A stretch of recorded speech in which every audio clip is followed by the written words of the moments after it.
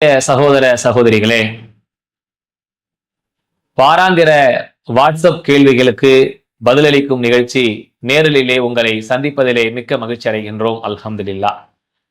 இந்த நிகழ்ச்சியின் வழியாக பல்வேறு சகோதர சகோதரிகளுக்கு மார்க்க ரீதியாக எழக்கூடிய சந்தேகங்களை தெளிவுபடுத்துகிற ஒரு நிகழ்ச்சியாக இந்த நிகழ்ச்சியை நாம் நடத்தி வருகிறோம். இதற்காக உழைக்கக்கூடிய, ஒத்துழைப்பு செய்யக்கூடிய அனைத்து மக்களுக்கும் அல்லாஹ் அருள் புரிவானாக. அவர்களுக்காக அனைவரும் துஆ செய்யுமாறு அன்போடு கேட்டுக்கொண்டவனாக இந்த நேரலை கேள்வி பதில் நிகழ்ச்சிக்குள்ளே நுழைகிறேன். முதலில் ஒரு கேள்வி, சகோதரி அனீஸ் ஃபாத்திமா அப்படின்றவங்க புதுக்கோட்டை மாவட்டத்திலிருந்து கேட்குறாங்க. ஒழு செய்துவிட்டு கண்ணாடியை பார்க்கலாமா? ஒழு செய்யாமல் குரானை தொடலாமா? ஓதலாமா? தஸ்பீக் செய்யலாமா? இது அவங்களுடைய 2-3 கேள்வி சேர்த்த மாதிரி ஒரு கேள்வி கேட்குறாங்க. இந்த விஷயத்தை பொறுத்த அளவுக்கு அல்லாஹுவோ நபிகள் நாயகம் ஸல்லல்லாஹு அலைஹி வஸல்லம் அவங்களோ ஒழு செய்துவிட்டு கண்ணாடியை பார்க்க கூடாது அப்படின்னு எந்த ஒரு தடையும் மார்க்கத்துல கிடையாது. தாராளமா நீங்க ஒழு செஞ்சுட்டு என்ன செய்யலாம்? கண்ணாடியை பார்க்கலாம், உங்களை அலங்கரிச்சு கொள்ளலாம், நீங்க அழகுபடுத்திக் கொள்ளலாம். அதிலே எந்த வகையான தடையும் மார்க்கத்துல கிடையாது. ஏன்னா அல்லாஹ் திருக்குறான்ல சொல்லும் பொழுது தொழுமிடத்துக்காக நம்ம தயாராகிறோம் இல்லையா? அப்ப நம்மளை அலங்கரித்துக்கவே சொல்றான் அல்லாஹ். எப்படி அலங்கரிக்க சொல்றான்? யா பனி ஆதம ஹுது ஜீனத்துக்கும் இந்த குல்லி மஸ்ஜிது வகுலு வஷரபு வலா துஸ்ரிஃபு இன்னஹு லா யுஹிப்புல் முஸ்ரிஃபீன். அல்லாஹ் திருக்குறான்ல சொல்ற அந்த வசனத்தை பார்த்தீங்கன்னா, தொழுமிடத்துக்காக வேண்டி உங்களை நீங்கள் தயார்படுத்தி அழகுபடுத்தி கொள்ளுங்கள். தொழுவிக்காக நீங்க போனீங்கன்னா ஒரு பங்கரையா போய் நிக்காதீங்க, அழுக்கு துணியை போட்டுக்கிட்டு பரட்ட தலையோட போய் நிக்கிறாங்க நிறைய பேர் பார்ப்பீங்க. தொலை வரும்போது பார்த்தீங்கன்னா அவங்களுடைய அந்த ட்ரெஸ் கோடெல்லாம் ரொம்ப மோசமா இருக்கும். ஒரு கிழிஞ்சு போன சட்டையை போடுவாங்க, லுங்கியை பார்த்தீங்கன்னா ஒரு மாதிரி அழுக்கு பிடிச்சி பங்கரையான ஆடையா இருக்கும். அதோட வந்து பள்ளிவாசல் வந்து நிற்பாங்க, ஒரு சரியா பிரஷ் பண்ணியிருக்க மாட்டாங்க. அந்த மாதிரியான நிலைகள்லாம் வந்து தொழுகையில் நிற்கக்கூடியதை பார்க்கிறோம். தொழுகை என்பது அல்லாஹ் முன் நிற்கக்கூடிய ஒரு மிகப்பெரிய கண்ணியமான ஒரு செயல். அந்த தொழுகைக்காக வேண்டி நம்ம தயாராகிற நேரங்கள்ல சுத்தபத்தமாக ஆடைகளை ஒழுங்குபடுத்தி, தலையை ஒதுக்கி, முகங்களை கழுவி சுத்தப்படுத்தி ஒழு செய்து, இந்த மாதிரியான ஒரு சுத்தமாக நீட்னஸா போய் நிற்கக்கூடிய வழிமுறையை இஸ்லாமிய மார்க்கம் நமக்கு வழிகாட்டுகிறது. அது போல நீங்க என்ன செய்யலாம்? நீங்க அந்த தயாராகிற நேரங்கள்ல உங்களை அழகுபடுத்திக்கிறதுக்காக தலை வந்து களைஞ்சிருக்கா, நேரா இருக்கா, இதெல்லாம் பார்க்கறதுக்கு, முகத்துல ஏதாவது அழுக்கு இருக்கா, எல்லாத்தையும் சுத்தம் பண்றதுக்காக வேண்டி தாராளமாக நீங்க கண்ணாடியை பார்த்து அழகுபடுத்தி கொண்டு போய் தொழுகையில் நிற்கலாம். அது ஆண்களா இருந்தாலும் சரி, பெண்களாக இருந்தாலும் சரி, அதுல எந்த தடை மார்க்கத்துல கிடையாது. அடுத்து என்ன கேட்கறாங்க அப்படின்னா, இவங்க வந்து ஒழு செய்யாம வந்து குரானை தொடலாமா, திக்ர் செய்யலாமா அப்படின்னு கேட்கறாங்க. தாராளமா ஒழு செய்யாம நீங்க குரானை ஓதலாம். குரான் ஓதுவது என்பது ஒழுவோட தான் ஓதணும் அப்படின்ற எந்த சட்டமும் நேரடியாக திருக்குறான்லயோ நபிகள் நாயகம் ஸல்லல்லாஹு அலைஹி வஸல்லம் வாழ்க்கையில எங்கேயுமே நீங்க பார்க்க முடியாது. ஆனா இவங்க என்ன சொல்றாங்க? அல்லாஹ் திருக்குறான்ல உள்ள இருக்கிற ஒரு வசனத்தை சில ஆலிம்கள் அந்த வசனங்களுக்கு ஒரு தவறான விளக்கம் கொடுத்து ஒழு இல்லாம நீங்க குரானை தொடக்கூடாது. என்ன வசனம் அது? அந்த வேதத்தை, அல்லாஹுடைய வேதத்தை, அதை தூய்மையானவர்களை தவிர மற்றவர்கள் தொடமாட்டார்கள் அப்படின்னு குரான்ல ஒரு வசனம் உண்டு. அப்ப இந்த என்ன நினைக்கிறாங்கன்னா, அதை என்று சொன்னால் அல்லாஹ்வுடைய வேதத்தை, அவங்க தூய்மையானவரை தவிர மற்றவர்கள் தொடமாட்டாங்க. அப்ப தூய்மையானவங்கன்னா யாரு தூய்மையானவங்க? மனிதர்கள் எல்லாமே வந்து ஒழு செஞ்சுட்டா தூய்மையாயிடுறாங்கன்னு அர்த்தமா? ஒழு தொழுகைக்கான ஒரு தூய்மை செய்யப்படுகிற ஒரு செயல்தான். தூய்மையானவர்களை தவிர மற்றவர்கள் தொடமாட்டாங்க அப்படின்னா, அப்ப இந்த இடத்துல கொண்டு இந்த வசனத்தை பொறுத்துவதனால நாம வந்து மற்ற மக்கள் ஒழு செஞ்சுட்டா எல்லாமே அப்படி 100% தூய்மையான மக்களா மாறிடுறாங்க அப்படின்ற அர்த்தத்தை எடுத்துக்கிற மாதிரி வருது. இந்த வசனம் இதுக்கு பொருந்தவே பொருந்தாது. எதுக்கு இது சொல்லப்படுகிறது அப்படின்னா, அல்லாஹ்விடத்துல இருக்கக்கூடிய லவ்ஃபுல் மவ்ஃபுல் என்று சொல்லுகிற இறைவன் இந்த உலகத்தை படைப்பதற்கு முன்பாக உலகத்தில் நடக்கிற எல்லா காரியங்களையும், கியாமத் நாளையும் இருக்கக்கூடிய எல்லா செயல்பாடுகளையும் இறைவன் உண்டாக்கி வைத்திருக்கிற அந்த வேதத்துக்கு தான் அல்லாஹ் சொல்லுகிறான். அதிலிருந்து திருமறை குரானை அல்லாஹ் எடுத்து அனுப்புகிற நேரங்கள்ல அதை தூய்மையானவர்களை தவிர மற்றவர்கள் தொடமாட்டார்கள். எதை? வானவர்கள் அல்லாஹ்விடத்தில் இருக்கக்கூடிய அந்த வேதத்தை, அந்த புத்தகத்தை யாரும் தொடமாட்டாங்க, மற்றவங்களும் தொட முடியாது.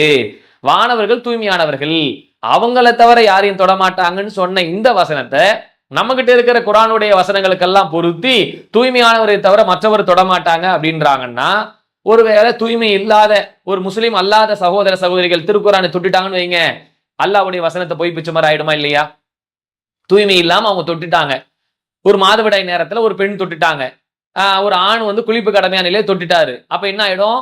தூய்மையானவரை தவிர மற்றவர்கள் தொடமாட்டாங்கன்னு சொல்லிட்டு இருக்கிற வசனத்தை இங்க தொட்டுட்டாங்களே, இப்ப அல்லாஹ்வுடைய வசனத்துக்கு மாத்தமா செஞ்ச மாதிரி ஆயிட்டாங்களேன்ற கேள்விக்கு நம்ம பதில் சொல்ல வேண்டியிருக்கும். அப்ப இந்த வசனம் எதை குறிக்கிறதோ அதைக்கு தான் விளக்கம் சொல்லணுமே தவிர, அது அல்லாத இவங்க என்ன செய்யறாங்க, இப்ப தப்பான விளக்கத்தை சொல்லி மக்களை திருக்குரானை தொடாமலேயே ஆக்குகிறதுக்கு இதெல்லாம் ஒரு காரணம் ஆயிடுது.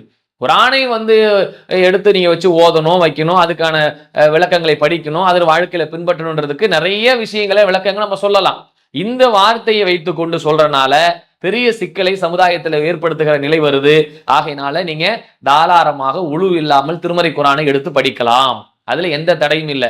நபிகள் நாயகம் ஸல்லல்லாஹு அலைஹி வஸல்லம் காலத்துல நபி ஸல்லல்லாஹு அலைஹி வஸல்லம் அவங்க அன்னை ஆயிஷா ரலியல்லாஹு அன்ஹா அவங்களுடைய தொழுகை இல்லாத நேரங்களில், மாதவிடாய் நேரங்கள்ல அவங்களுடைய காலில் படுத்துக்கிட்டு அவங்களுடைய தலைமாட்டில் என்ன செய்வாங்கன்னா, ரசூல் ஸல்லல்லாஹு அலைஹி வஸல்லம் தலை அன்னை ஆயிஷா ரலியல்லாஹு அவங்களுடைய தொடையில அவங்க படுத்துக்கிட்டு என்ன செய்வாங்க, மடியில அவங்க திருக்குரானை ஓதுவாங்க. அந்த ஓதுகிற வசனங்களை அன்னை ஆயிஷா ரலியல்லாஹு அன்ஹா அவங்க கேட்பாங்க. அப்ப யாருக்கு தொழுகை இல்லாம இருக்குது? ஆயிஷா ரலியல்லாஹு அன்ஹா அவங்களுக்கு தொழுகை இல்லாம இருக்கிறது. நபிகள் நாயகம் ஸல்லல்லாஹு அலைஹி வஸல்லம் அவங்க மடியில படுத்துக்கிட்டு அதை ஓதுறாங்க, திருக்குரானுடைய வசனங்களை அதை அவங்க கேட்பாங்க. அப்ப அவங்களுக்கு ரிலாக்ஸேஷன். அப்ப இதெல்லாம் செய்யக்கூடாதுன்னா, இப்ப நீ தொழுகை இல்லாம இருக்கிறப்பா அப்படின்னு சொல்லிட்டு சுத்தம் இல்லாம இருக்கிற அப்படின்னு ரசூலுல்லாஹ் போய் படுக்காம இருந்தாங்களா? பக்கத்துல அவங்கள்ட்ட உட்காராம இருந்தாங்களா? அவங்க மடியில ஓதி இருக்காங்களா இல்லையா? அப்ப இதையெல்லாம் பார்க்கும்போது நபிகள் நாயகம் ஸல்லல்லாஹு அலைஹி வஸல்லம் அவங்க இந்த செய்திக்காக அல்லாஹ் இந்த வசனத்தை இறக்கல. தாராளமாக நாம இந்த திருமறை குரானை உழு இல்லாத நேரங்களில், தொழுகை இல்லாத நேரங்களில் தாராளமாக எடுத்து ஓதலாம். இதிலே மார்க்கத்துல எந்த ஒரு தடையும் எங்கேயும் இல்லை. திக்ரு செய்யலாமா? திக்ரும் செய்யலாம். சுபஹானல்லாஹ், அல்ஹம்துலில்லாஹ், அல்லாஹு அக்பர், லா இலாஹ இல்லல்லாஹு வஹ்தஹு லா ஷரீக லஹு, லஹுல் முல்கு வ லஹுல் ஹம்து வஹுவ அலா குல்லி ஷைஇன் கதீர். இப்படி சுபஹானல்லாஹி வ பிஹம்திஹி சுபஹானல்லாஹில் அலீம். இன்னும் நிறைய திக்ருகள் அல்லாஹ்வின் தூதர் சொல்லி தந்தாங்க. எல்லா திக்ருகளும் அல்லாஹ்விடத்தில் நன்மை பெற்று தருகிற, பாவ மன்னிப்பை பெற்று தருகிற செயல்பாடுகளாக இருக்கிறனால தாராளமாக உழு இல்லாமல் திருக்குரானை எடுத்து ஓதலாம், திக்ரும் செய்யலாம் அப்படின்னு நீங்க புரிஞ்சுக்கிடுங்க. அடுத்து இன்னொரு சகோதரர் கேட்கிறாங்க, தென்காசியிலிருந்து முகமது ஆஷிக் அப்படின்றவங்க கேட்கிறாங்க, அஸ்ஸலாமு அலைக்கும் வரஹ்மத்துல்லாஹ். வலைக்கும் ஸலாம் வரஹ்மத்துல்லாஹ். எனது கேள்வி, அஜ்ருல் அஸ்வத், நபி ஸல்லல்லாஹு அலைஹி வஸல்லம் இந்த அஜ்ருல் அஸ்வத்தை பத்தி நிறைய செய்திகள் சொல்லியிருக்கிறாங்க. அது சம்பந்தமா கேட்கிறாப்புல, அஜ்ருல் அஸ்வத் கல்லை பற்றியது.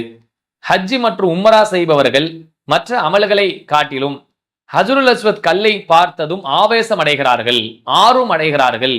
இது வெளியில் இருந்து பார்ப்பவர்களுக்கு மற்ற மதத்தினரை போல நாமும் ஒரு கல்லை முன்னெடுக்கிறோம் என்ற கேள்வி உருவாகும்.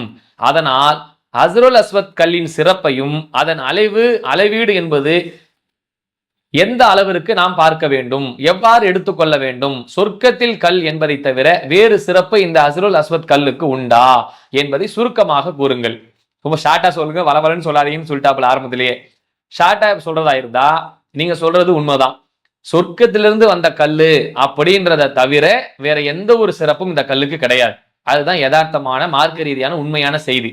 இதை ஏன் மக்கள் ரொம்ப பார்த்தவனே ஆவேசம் அடைகிறாங்க, அழுகுறாங்க, தொடுறாங்க, முத்தமிடுறாங்க அப்படின்னா, இதை நபிகள் நாயகம் ஸல்லல்லாஹு அலைஹி வஸல்லம் அவங்க சொர்க்கத்திலிருந்து வந்த கல்லு, அந்த இடத்துக்கு நம்ம சொர்க்கத்துக்கு போக போறோம்ல, அந்த சொர்க்கத்தினுடைய ஒரு பொருளை இந்த உலகத்துல பார்க்குது என்பது ரொம்ப பெரிய அற்புதமான ஒரு விஷயம். சொர்க்கத்தை இன்னும் எந்த கண்ணும் பார்க்கல, எந்த காதும் கேட்கல, எந்த உள்ளமும் கற்பனை செய்யல அப்படின்னு நபி ஸல்லல்லாஹு அலைஹி வஸல்லம் அவங்க சொன்னாங்க. அது பெரிய பிரம்மாண்டமான, யாரும் கற்பனை செய்து முடியாத அளவுக்கு உள்ள எல்லா ஏற்பாடும் அல்லாஹ் செய்து வைத்திருக்கிறான். அங்க போய் பார்க்கக்கூடிய, அங்க அனுபவிக்கக்கூடிய ஒரு சின்ன ஒரு கல்ல இந்த உலகத்திற்கு அல்லாஹ் அனுப்பி வச்சிருக்கிறானே. அப்ப இந்த உலகத்திலே அதனுடைய அந்த அந்த பிரமிப்பை பார்க்கிற வாய்ப்பு அல்லாஹ் தந்திருக்கிறானேன்ற ஒரே ஒரு விஷயத்தை தவிர வேற எந்த சிறப்பும் இல்லை. அதை ரசூல் ஸல்லல்லாஹு அலைஹி வஸல்லம் அவங்க தொட்டு முத்தமிட்டு இருக்கிறாங்க. அந்த வகையில நம்ம முத்தமிடுறதுக்கு மட்டும்தான் மார்க்கத்தில் அனுமதி இருக்க தவிர வேற வகையான எந்த புனித தன்மையும் இல்லை. அதுல ஒரு கடவுள் சக்தி இருப்பதாகவோ, அதுல வேறு எதுவும் புனித காரியம் தொட்டா நம்முடைய பாவங்கள்லாம் மன்னிக்கப்பட்டுன்றதுக்காகவோ, அல்லது வேறு ஏதாவது சடங்கு சம்பிரதாயங்களுக்காகவோ இது செய்யறது இல்லை. சொர்க்கத்துடைய ஒரு கல் இந்த உலகத்துல பாக்குறோம் அப்படின்ற ஒரு வகையான ஒரு ஆசை, ஆர்வம், அது மாதிரி எடுத்துக்கலாமே தவிர வேற எந்த புனித தன்மை இல்லைன்றத நீங்க நல்ல மக்கள் தெளிவா விளங்கி இருக்குங்க. இந்த சகோதரரும் முஸ்லிம் அல்லாதவங்க பார்க்கும்போது கூட வேற வேற மதங்கள்ல போய் சிலைகளை பார்க்கும்போது, அவங்க சில சிற்பங்களை பார்க்கும்போது, கல்லை பார்க்கும்போது ரொம்ப ஆவேசம் அடைஞ்சு அது ஒரு பெரிய புனிதத்துக்குரியதாக, வணக்கத்துக்குரியதாக ஆக்குறாங்கல்ல, அந்த மாதிரி எடுத்துக்க போறாங்க அப்படின்ற ஒரு ஆதங்கத்துலதான் இந்த கேள்வி கேட்கிறாங்க. ஆகையினால அந்த மாதிரியான எந்த வகையான சடங்கு சம்பிரதாயம் இல்லை என்பதை புரிந்து, இதை நபி ஸல்லல்லாஹு அலைஹி வஸல்லம் காலத்துக்கு பிறகு கூட உமர் ரலியல்லாஹு அன்ஹு அவங்க ஒருக்க சொல்லும்போது சொன்னாங்க, அல்லாஹ்வின் தூதர் ஸல்லல்லாஹு அலைஹி வஸல்லம் அவங்க முத்தமிட்டாங்க என்பதற்காக வேண்டியே நான் உனக்கு முத்தமிடுகிறேன் அப்படின்னு சொன்னாங்க. முத்தமிடாமல் நம்ம செய்கை கூட செய்யலாம். தூரத்துல தொட்டு தான் முத்தம் கொடுக்கணும் அவசியம் இல்ல. தூரத்துல இருந்து கூட என்ன செய்யலாம்னா அதை தொட்டு முத்தமிடுற மாதிரியான ஒரு செய்கையை செஞ்சுக்கிட்டா கூட போதுமானதுதான். நபி ஸல்லல்லாஹு அலைஹி வஸல்லம் அவங்க அதுக்கு நம்ம வழிகாட்டி இருக்கிறாங்க. ஆகையினால இதை ரொம்ப ரொம்ப முண்டி அடிச்சு நம்ம கை கால்லாம் அடிபட்டு உதப்பட்டு நெறிப்பட்டு போய் நின்று தொட்டுதான் ஆகணும் அப்படின்ற எந்த கட்டாயம் இல்லை என்பதை நீங்கள் புரிந்து கொண்டால் போதுமானது. அடுத்து ஒரு சகோதரர் கேட்கிறாங்க, வண்ணாரப்பேட்டையில இருந்து கேள்வி கேட்கிறாங்க, பேர் இல்ல. இஸ்லாமிய கணவன்மார்களுக்கு மனைவிமார்கள் கட்டுப்படாமல் நடப்பதற்கு அல்லாஹ் என்ன தண்டனை வழங்குவான்? மனைவிமார்களை கேட்டால் எனது தாய் தகப்பன் இது குறித்து எதுவும் என்னிடம் சொல்லிக் கொடுக்கவில்லை என்கிறார்கள். அப்படி என்றால் அவருடைய தாய் தகப்பனுக்கு அல்லாஹ் என்ன தண்டனை வழங்குவான்? பிள்ளைகளுக்கு, குறிப்பாக பெண் பிள்ளைகளுக்கு தாய் தகப்பன் கணவனுக்கு கட்டுப்பட்டு வாழ வேண்டும் என்று சொல்லிக் கொடுக்காத தாய் தகப்பனுக்கு என்ன தண்டனை? ரொம்ப பாதிச்சிருக்காரு போல. கேள்வி ரொம்ப சுத்தி சுத்தி மீண்டும் அதே வருது. அல்லாஹ் போதுமானவன், அல்லாஹ்வுடைய சிரமங்களை லேசாக்கி தரணும். என்ன இப்ப சொல்றாங்க அப்படின்னா, அதாவது கணவன்மாருக்கு கட்டுப்பட்டு நடக்காத மனைவிக்கு என்ன தண்டனை அப்படின்னு கேட்கிறாங்க. இதை பொறுத்த அளவுக்கு மார்க்கத்தில் நிறைய வலியுறுத்தப்பட்டிருக்கிறது. கணவனுக்கு கட்டுப்பட்டு வாழாமல் ஒரு மனைவி இந்த உலகத்துல வாழ்றாங்க அப்படின்னா, அவங்க சொல்லை மதிக்காம இருக்கிறாங்க அப்படின்னா, நாளை மறுமையில ஒரு பெரும் தண்டனை உங்களுக்கு உண்டு. நபிகள் நாயகம் ஸல்லல்லாஹு அலைஹி வஸல்லம் அவங்க சொன்னாங்க, ஒரு செய்தி உதாரணத்துக்கு சொன்னாங்க, உலகத்துல யாருடைய கால்களையும் விழுவதற்கு அனுமதியே கிடையாது. அல்லாஹ் மட்டும்தான் வணங்குறதுக்கு சுஜூதுல போய் நம்ம சஜிதாவுல விழறோம். காலில் விழுந்து வணங்குறதுக்கு யாருக்குமே அனுமதி கிடையாது. ஒருவேளை அல்லாஹ் அனுமதி தந்திருப்பான் என்று சொன்னால் கணவன்மாருடைய கால்களில் மனைவிமார்களை நான் விழவ சொல்லியிருப்பேன். எப்படிப்பட்ட வார்த்தை பார்த்தீங்களா? அந்த அளவுக்கு நீ கட்டுப்படும். அவர் சொன்னாருன்னா அந்த சொல்லுக்கு நீ கட்டுப்படும். சுன்னத்தான நோன்பு வைப்பதாக இருந்தாலும் கூட சரி, நபி ஸல்லல்லாஹு அலைஹி வஸல்லம் சொன்னாங்க, சுன்னத்தான நோன்பு வைக்கிறதா இருந்தா நீங்க அவங்கள்ட்ட அனுமதி கேளுங்க. அவங்க அனுமதி கொடுத்தா சுன்னத்தான் நோன்பு. கடமைக்கு தொழுகிறதுக்கோ நோன்பு வைக்கிறதுக்கோ ஜக்காத்து கொடுக்கறதோ ஹஜ்ஜி செய்யறதுக்கெல்லாம் கடமையை நிறைவேற்றுறதுக்கெல்லாம் யார்ட்டையும் கேட்க வேண்டிய அவசியம் இல்லை. அவங்க கணவனோட ஆலோசனை பண்ணிக்கிட்டு செஞ்சுக்கிட்டு போயிட்டே இருக்கலாம். தடுப்பதற்கு ஏதாவது வழி இருக்கும் என்று சொன்னால் சுன்னத்தான நோன்பு வைப்பதாக இருந்தா கூட நீ கணவன்கிட்ட கேட்டுக்கிட்டு செய்யி அப்படின்னு இருக்கிறது. அது போக நபிகள் நாயகம் ஸல்லல்லாஹு அலைஹி வஸல்லம் அவங்க எந்த அளவுக்கு சொல்றாங்க, குடும்ப வாழ்க்கைக்காக வேண்டி கணவன் அழைத்து அன்னைக்கு அந்த மனைவி அவங்கள்ட்ட மறுத்து அவங்க படுக்கையிலிருந்து விலகிட்டாங்கன்னு சொன்னா இரவு முழுக்க வானவர்கள் அவங்கள சபிச்சுக்கிட்டு இருக்காங்க. கணவன் அழைச்சாங்கன்னா நம்ம போய் கட்டுப்பட்டு அவங்களோட வாழணும், அவங்களுடைய இல்லறத்துல ஈடுபடணும். நீ நான் எனக்கு வேண்டாம் அப்படின்னு நீ விலகி போயிட்டா அந்த விருப்புணர்ச்சியை கூட அல்லாஹ் விரும்பல, அந்த கோபத்தை கூட அல்லாஹ் விரும்பல, வானருடைய சாபத்திற்கு உள்ளானது அப்படின்றாங்க. இப்படி நிறைய நபிகள் நாயகம் ஸல்லல்லாஹு அலைஹி வஸல்லம் அவங்க கட்டுப்பாடு சம்பந்தமாக அவங்க கணவனுடைய சொல்லுக்கு மரியாதை கொடுத்து வாழணும் அப்படின்னு நிறைய சொல்லியிருக்கிறாங்க. நீங்க அது சம்பந்தமான உரைகள்லாம் மார்க்க ரீதியான உரைகள் இருக்கு, புத்தகங்கள் இருக்கு, நீங்க படிச்சீங்கன்னா நிறைய செய்தி கிடைக்கும். அப்படி மனைவிட்ட கேட்கறாங்க, நீ கணவனுக்கு கட்டுப்பாட்டு வாழணும்னு தெரியாதா, அவங்க அத்தா அம்மாலாம் சொல்லி தரலையான்னு கேட்டா எங்க அத்தா அம்மாலாம் அப்படி ஒன்றும் சொல்லி தரல அப்படின்றாங்களாம். சொல்லி தந்து தான் வளர்க்கணும். ஏனென்றால் அவங்க இங்க இருந்து இன்னொரு இடத்துக்கு திருமணம் செய்ய போறாங்க. நீ உன்னுடைய வாழ்க்கை நல்லா இருக்கணுமா, கணவன் சொல்லு பேச்சு கட்டுப்படணும், இல்லைன்னா அல்லாஹ்விட்ட மறுமையில பதில் சொல்லணும். ஏனென்றால் அல்லாஹ்வின் தூதர் ஸல்லல்லாஹு அலைஹி வஸல்லம் சொன்னாங்க, குல்லுக்கும் ராயின் வ குல்லுக்கும் மஸ்ஊலன் அன் ரய்யத்திஹி, உங்கள் ஒவ்வொருவருமே பொறுப்பாளி, உங்களுடைய பொறுப்புகளை பற்றி மறுமையில் நீங்கள் விசாரிக்கப்படுவீங்க. கணவனை பற்றி அல்லாஹ் கேட்பான், மனைவி பற்றி கேட்பான், அரசனை பற்றி கேட்பான், மக்களை பற்றி கேட்பான். எல்லாத்தையும் நபி ஸல்லல்லாஹு அலைஹி வஸல்லம் அந்த ஹதீஸ்ல தொடர்ச்சியா சொல்லிட்டு போறாங்க. அப்ப என் குடும்பத்தை பத்தி, என் கணவன்கிட்ட நான் ஒழுங்கா வாழனா அல்லாஹ் மறுமையில கேட்க மாட்டானா? என் மனைவிட்ட நான் ஒழுங்கா வாழனா கணவனை கேட்க மாட்டானா? பிள்ளைகளை சரியா பராமரிக்கல, அவங்களுக்கு சோறு தண்ணி கொடுக்கல அப்படின்னா அல்லாஹ் மறுமையில கேட்க மாட்டானா? அப்ப இது எல்லாமே விசாரணைக்கு உட்பட்டது. நமக்கு கீழே இருக்க பொறுப்பாளிகளை பற்றி நாளை மறுமையில விசாரிக்கப்படுவீங்க ரசூலுல்லாஹி ஸல்லல்லாஹு அலைஹி வஸல்லம் அவங்க சொல்றாங்க அப்படின்னா, அப்ப நம்ம எந்த அளவுக்கு வாழணும்?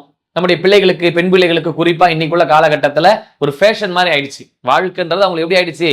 ஒரு ஃபேஷனான வாழ்க்கை மாதிரி அவங்க கொண்டு போறாங்க. நான் நினைச்ச மாதிரி வாழ்வேன், நினைச்சதை சம்பாதிப்பேன், நினைச்சதை அனுபவிப்பேன். மார்க்கத்துடைய வரம்புகள்லாம் பார்க்காம மேக்கப்புக்காக வாழ்றவங்க, பொருளாதாரத்தை சம்பாதிப்பதுக்காக வாழ்றவங்க, அல்லாஹ்வுடைய பயம் இல்லாம அந்நிய ஆண்களோடு குழஞ்சி பேசிக்கிட்டு, அந்நிய ஆண்களோட வண்டிகளை போய்கிட்டு, அந்நிய ஆண்களோட சினிமா, பார்க்கு, பீச்சுன்னு சுத்துறது, இப்படி நிறைய விஷயங்களை பார்க்குறோம். கல்யாணம் ஆனவங்க, ஆவாதவங்க எல்லாமே புர்கா போட்டுட்டு போறாங்க அப்படின்னா எவ்வளவு மார்க்கத்துடைய பற்று இல்லாம இருக்குது. விஜயுடைய மாநாட்டுல ஒரு பெண்மணி சொல்லலையா, நான் 3 பிள்ளைய நான் ஊர்ல விட்டுட்டு ஆம்பூர்ல இருந்து வந்திருக்கிறேன், விஜய் பாக்குறதுக்காக வந்திருக்கிறேன், என் தலைவனை பாக்குறதுக்காக வந்திருக்கேன், என் புருஷ அனுமதியோட வந்திருக்கிறேன் அப்படின்னு அங்க போய் நிக்க சொல்லி அல்லாஹ்வும் தூதர்னு சொன்னாங்களா? அவரோட கூத்தாடி, ஒரு நடிகை, ஒரு நடிப்புக்காக வாழக்கூடியவன், அவன் மாநாட்டுக்கு போய் நிக்கணும் என்ற கட்டாயம் நமக்கு என்ன ஏற்பட்டுச்சு? அது பிள்ளைகள் எல்லாம் விட்டுட்டு போய் நிக்கணும்னு அவசியம் ஏற்பட்டுச்சு. அதை உலகம் ஃபுல்லா நீ வீடியோக்குள்ள பேட்டி கொடுத்து நான் இங்க நின்னுக்கிறதே ஒரு புனிதமான காரியம் மாதிரி நீங்க சொல்றீங்க அப்படின்னா, இதெல்லாம் மார்க்கத்துடைய வரம்பு ஒழுக்கம் தெரியாத போய் வாழ்றாங்க அப்படின்னு நமக்கு தெரியுது. அப்ப இதெல்லாம் நம்முடைய பிள்ளைகளுக்கு நம்ம சொல்லி கொடுத்து வாழ்ந்தாதான் அவங்க போய் நல்ல ஒரு குடும்பம் நடத்துவாங்க. இப்ப எப்படியுமே ஒரு 20 இயர்ஸ்க்கு முன்னாடி நீங்க பாத்தீங்கன்னா அவங்களுடைய தாய் தந்தைகள்லாம் குடும்பத்துல கட்டுப்பட்டு வாழுமா, புடிச்சவங்க சொல்லு பேச்ச கேளுமா, நீங்க அனுசரிச்சு போமா, விட்டு கொடுத்து போமா நிறைய சொல்லுவாங்க. இன்னைக்கு அப்படி இல்ல. நிறைய விவாகரத்துகள் நடக்கிறதெல்லாம் பாத்தீங்கன்னா, வாமா பாத்துக்கல ஏதாவது அவன் என்னமா பெருசா கேட்கறது, உனக்கு நான் இருக்குன்னு வருவான். இதனாலே நிறைய குடும்பங்கள் நாசமா போகுது. பெற்றோர்கள் சொல்லி கொடுத்து அவங்கள வாழ வைக்கணும், திருத்தி வாழ வைக்கணும், விட்டு கொடுத்து வாழ வைக்கணும், பொறுமையா வாழ வைக்கணும் இப்படிலாம் சொல்லாம, நீ வா பாத்துக்கலாம், எதா இருந்தாலும் பாத்துக்கலாம். அநியாயம் பண்றான், குடிச்சு அடிக்கிறான், தொந்தரவு பண்றான், குடும்பம் பண்றான் அப்படின்னா அதுக்கு தகுந்த மாதிரி நம்ம பார்க்கணுன்றதுல மாற்று கருத்து இல்லை. ஆனா இது மாதிரியான வேலைகள் செய்யற காரணத்தினால என்ன ஆகுது அப்படின்னா, பெரிய பிரச்சனைக்கு மாட்டிக்கிற நிலைமை வர காரணத்தினால இது மாதிரியான விஷயங்கள்லாம் அவங்க சொல்லி கொடுத்துதான் வளர்க்கணும் அப்படின்றத நீங்க புரிஞ்சுக்கிடுங்க. அது போக இந்த மாதிரியான ஆட்களுக்கு என்ன தண்டனை மறுமையில அப்படின்னா, அவங்க உண்மையிலே சொல்லி கொடுத்து வளர்த்தாங்க அப்படின்னா, அது மீறி அந்த பிள்ளைக்கு செய்யறாங்கன்னா அது வேற விஷயம். சொல்லிக் கொடுக்காமலே இஸ்லாத்தை பற்றியோ மார்க்கத்தை பத்தி எதுவுமே அவங்க சொல்லிக் கொடுக்காம உலகத்துடைய ஆசாபாசங்களை பற்றுமே சொல்லிக் கொடுத்து வளர்த்திருந்தாங்க அப்படின்னா, அவர்கள் மார்க்கத்தை சொல்லிக் கொடுக்காத கணவன்மாருக்கு கட்டுப்படுத்தும் விஷயங்களை சொல்லிக் கொடுக்காத ஒரு குற்றவாளியாக ஆவாங்க. ஆனால் இந்த தண்டனை தான் அவங்களுக்கு மறுமையில கிடைக்கும் அப்படின்னு வெளிப்படையா நபிகள் நாயகம் ஸல்லல்லாஹு அலைஹி வஸல்லம் அவங்க எதுவும் சொல்லல. தன் பிள்ளைகளுக்கு சொல்ல வேண்டிய செய்திகளை சொல்லாமல் வளர்த்திருந்தா அதுக்கான குற்றவாளியாக நாளை மறுமையில நிற்பாங்க. இதுக்காக இந்த தண்டனை என்று தெளிவுபடுத்தாத காரணத்தினால இதையெல்லாம் நம்ம புரிந்து செயல்படுகிற மக்களாக நாம இருக்கணும் அப்படின்றது இது மூலியமா தெரியுது இன்ஷா அல்லாஹ். அடுத்த ஒரு சவால் கேட்கிறாங்க. சவுதியிலிருந்து சஹாபுதீன் அப்படின்றவங்க, எனது உறவினர் ஒருவர் இந்த ஆண்டு ஹஜ் செய்வதற்கு நியத் வைத்திருக்கிறார். அவர் கொஞ்சம் செல்வந்தர், ஆனால் வாகனம் ஒன்று வாங்கி லோன் மூலம் வாங்குகிறார். லோன் முடிய இன்னும் 2 ஆண்டுகள் உள்ளது. இந்த லோனை முடிக்காமல் ஹஜ் செய்யலாமா கூடாதா அப்படின்னு கேட்கிறாங்க. அவங்க சொந்தக்காரங்க வசதியா இருக்காங்க போல, அவங்க ஹஜ் செய்ய நியத் வச்சிருக்காங்களாம். ஆனா என்ன செய்யறாங்க, பணம் இருக்கிற நேரத்திலேயே வசதியான இருந்தாலும் ஒரு லோன்ல ஒரு வண்டியை வாங்குறாப்புல. இப்போ அவர் ஹஜ்ஜி செய்யறது இன்னும் 2 ஆண்டு ஆகும் அந்த லோன் அடைக்கிறதுக்கு. இப்ப ஹஜ்ஜிக்கு போலாமா கூடாதா, லோனை முடிக்காம போகணுமா அல்லது முடிச்சுட்டு தான் போகணுமா அப்படின்னு கேட்கறாங்க. இப்ப இதுல என்ன அவங்க முதல் விஷயம் தெரிஞ்சுக்கணும் அப்படின்னு சொன்னா, ஹஜ்ஜி முக்கியமான கடமை, அது செய்யணுன்ற நோக்கம் வச்சுட்டாங்க. நம்முடைய ஹயாத்து மவுத்து எப்ப முடியும் அப்படின்னு தெரியாது. முதல்ல அல்லாஹ்வுடைய கடமையை நிறைவேற்ற வேண்டிய பொறுப்பும் கடமையும் நம்ம எல்லோருக்கும் இருக்கிறது. முதல்ல உங்களுக்கு காசு கைக்கு வந்துச்சுன்னு சொன்னா அல்லாஹ்வுடைய கடமையை நிறைவேற்றுவதான சிறப்புக்குரியது. நாளைக்கு நம்ம உயிரோடு இருப்போம் அப்படின்ட்டு உத்தரவாதம் இருக்கா? அடுத்த நிமிஷம் உயிரோடு இருப்போம்னு உத்தரவாதம் இருக்கா? எதுவுமே இல்லை. அப்ப முதல்ல இவங்க என்ன முக்கியத்துவம் கொடுக்கணும்னா ஹஜ்ஜி செய்யறதுக்கு தான் முக்கியத்துவம் கொடுக்கணும். அடுத்து என்ன சொல்றாங்க, லோன்ல நான் ஒரு வண்டியை வாங்கியிருக்காப்புல, லோன்ல வாங்கினாங்கன்னா அந்த லோன் வட்டிக்குரிய லோனா தான் பெரும்பாலும் இருக்கிறது. வட்டியின் பக்கம் போய் நம்ம லோன் வாங்க முடியுமா? மார்க்கத்துல வட்டி வாங்குறது, வட்டி கொடுக்கறது, வட்டிக்கு சாட்சி கையெழுத்து போடுறது, வட்டி கணக்கை பதிவு செய்யறது எல்லாமே ஹராம்னு நபிகள் நாயகம் ஸல்லல்லாஹு அலைஹி வஸல்லம் சொன்னாங்க. அப்ப இது லானத்துக்குரியது, சாபத்துக்குரியன்னு சொன்னாங்க. அப்ப இந்த மாதிரியான காரியத்தை போய் நம்ம ஒரு ஹஜ்ஜிக்கு போகிற ஒரு புனிதமான காரியம், ஒரு பாவங்கள் அனைத்தும் மன்னிக்கப்பட்டு பிறந்த பாலகனை போல ஆகிற ஒரு காரியம், அந்த செயலுக்கு போறதுக்கு முன்னாடி நான் இந்த வட்டிக்கு ஆக வேண்டிய லோன், வட்டி வாங்கினாங்களா இல்லையான்னு தெரியல, பெரும்பாலும் அப்படி இருக்க வாய்ப்பு இருக்கிறது. அது லோனை நம்ம வாங்கி வச்சுக்கிட்டு இன்னும் 2 வருஷம் காலம் இருக்குது அது முடியறதுக்கு, அது முடிக்காம போயிட்டு வந்துடலாமான்னு கேட்கறாங்க. இதுலயே அவ்வளவு அவசரமா அந்த வண்டி வாங்க வேண்டிய அவசியம் என்ன ஏற்பட்டிருக்கு? அது அவ்வளவு முக்கியமான ஒரு விஷயமா, உயிர் போற விஷயமா, தலை போற விஷயமா நீங்க பாருங்க. அப்ப இதெல்லாம் நம்ம போய் முதல் முக்கியத்துவம் கொடுக்க வேண்டாம். ஒருவேளை அப்படி நீங்க ஒரு வண்டியை வாங்கி இருக்கிறீங்க அப்படின்னா அதுல நீங்க தௌபா தேடுங்க. வட்டி எதுவும் சேர்ந்து இருக்கும் பட்சத்துல அல்லாஹ்விட்ட மன்னிப்பு கேட்டுட்டு கையில காசு இருக்கும்னு சொன்னால் நீங்க என்ன செய்யுங்க, அந்த லோனை முழுமையா அடைக்க வாய்ப்பு இருந்தா அடைச்சிட்டு அதுல இருந்து விரைவா வெளியே வந்துருங்க. வெளியே வந்துட்டு அல்லாஹ்விடத்துல துவா செஞ்சு முதல்ல ஹஜ்ஜியுடைய கடமையை போய் நிறைவேற்றி அல்லாஹ்விடத்துல பாவ மன்னிப்பு தேடிட்டு வரக்கூடிய வாய்ப்பை நீங்கள் ஏற்படுத்திக் கொள்ளுங்க. இந்த 2 விஷயத்தை நீங்க கவனிக்கணும். ஒண்ணு, இது லோன்ல இருந்து வெளியே வர்றதுக்கு முயற்சித்து மிக விரைவில் அந்த லோனை அடைச்சுட்டு மொத்தமா காசு கொடுத்து அடைக்க வாய்ப்பு இருந்தா அடைச்சிருங்க. செல்வந்தன் வேற சொல்றீங்க, காசு கையில இருந்தா அடைச்சு வெளியே வந்துருங்க. வெளியே வந்துட்டு ஹஜ்ஜுடைய கடமையை போய் நிறைவேற்றிட்டு வந்துட்டாங்கன்னா அல்லாஹ்வுடைய கடமை நிறைவேற்றிய அல்லாஹ்வுடைய ஹஜ்ஜை அங்கீகரித்து பாவ மன்னிப்பு பெறுகிற வாய்ப்பும் அவருக்கு கிடைச்சிரும் இன்ஷா அல்லாஹ். ஆகையினால இதையெல்லாம் கவனத்துல கொண்டு அவங்க செயல்பட வேண்டும் அப்படின்னு கேட்டுக்கிறேன். அடுத்து இன்னொரு சவர் கேட்கறாங்க, கத்தாரில இருந்து கேட்கறாங்க, அப்துல்லா அப்படின்றவங்க, மாத ஊதியத்திற்கு ஜக்காத் தொகை 4000 ரூபாய் கொடுத்துட்றேன். வாடகை வீட்டில் வரும் ஜக்காத் தொகை 500 ரூபாய், மொத்த ஜக்காத் தொகை 4500 ரூபாய் கொடுத்துட்றேன், மாதம் மாதம் ஜக்காத் தொகையை கொடுத்து விடுவேன் அப்படின்னு சொல்றாப்புல. அவருடைய கேள்வி என்னன்னா, வீட்டு பராமரிப்பு மெயின்டெனன்ஸ் வேலை வரும் பொழுது அதற்கான செலவு தொகையை இதிலிருந்து கழிப்பது, லாபத்தில்தான் ஜக்காத்து கொடுக்க வேண்டும் என்று இருக்கிறது. அப்படி என்றால் வாடகை வீட்டில் இருந்து வரும் ஜக்காத் தொகையில் இருந்தா அல்லது மாதத்தின் மொத்த ஜக்காத் தொகையில் இருந்தா என்பதை விளக்கவும் அப்படின்னு கேட்கிறாங்க. இது எப்படி அவங்க என்ன கேட்க வராங்கன்னா, அவங்க மாசம் மாசம் வருகிற வருமானத்துக்கும் வீட்டுல இருந்து வருகிற வாடகை வீட்டுல இருந்து வருகிற வருமானத்துக்கும் ஜக்காத்தை நான் கொடுத்துட்றேன், நான் சம்பாதித்தும் கொடுத்துட்றேன், உங்கள்கிட்ட சொத்துல இருந்து வருகிற வருமானத்துக்கும் ஜக்காத்தை கொடுத்துட்றேன். இப்ப வீட்டு மெயின்டெனன்ஸ்னு ஒரு வருது இல்ல, அந்த மெயின்டெனன்ஸுக்காக வேண்டிய செலவு செய்யும் பொழுது அதை நான் ஜக்காத்துல கழிச்சிடலாமா அப்படின்னு கேட்கறாங்க. வீட்டை பராமரிக்கிறதுக்குன்னு ஒரு செலவு ஆகும்ல, பெயிண்ட் அடிக்கிறது, வெள்ளை அடிக்கிறது, அப்படி இப்படின்னு வரும்ல, அதை போய் நம்ம ஜக்காத்துல கழிக்கலாமான்னு கேட்கறாங்க. அப்படி கழிக்க கூடாது. நீங்க எப்படி செய்யணும்னா, இப்ப நீங்க வீட்டுல இருந்து வருகிற வருமானத்துக்கும் ஜக்காத்து கொடுத்துட்டீங்க, நீங்க சம்பாதிக்கிறதுக்கும் ஜக்காத்து கொடுத்துட்டீங்க. இப்ப இந்த பணம் தூய்மையானதா இருக்கு.